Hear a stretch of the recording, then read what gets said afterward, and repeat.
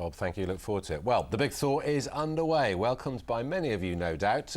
But it's not good news for Anthony Ginman because he's really been making the most of the deep snow on Dartmoor. It's meant perfect training conditions for him as he prepares to trek to the North Pole.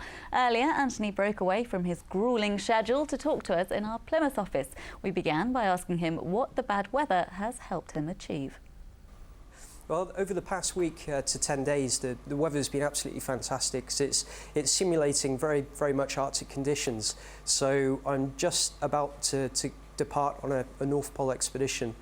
So the weather's been perfect for me to get out on Dartmoor and to haul my sledge and to test equipment and to make sure that everything's ready for the expedition. So if you hadn't had this weather, would that mean you had to go elsewhere to do this training, or would you just not have had the training at all?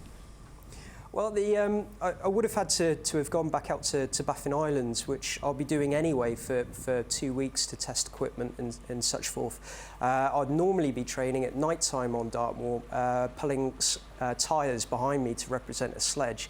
But of course, this is the real thing, so it's perfect. It's a bonus, really.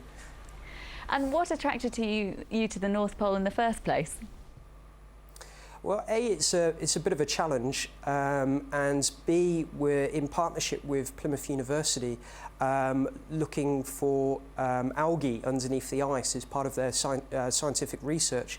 So it's a very rewarding expedition to get involved with some real science, as well as the challenge of getting to the pole.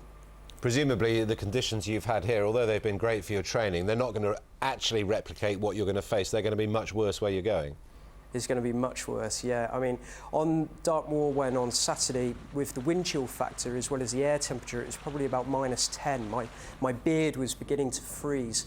But out in the Arctic, it's going to be, you know, as low as -50, if not, you know, below that on occasion. So it's going to be, yeah, a lot tougher. And will you have to take lots of equipment with you as well for the survey? The actual survey itself will be relatively straightforward. The secret with the Arctic travel, you know, travelling in those conditions, is basically keep it simple. You know, electronic kit is going to fail.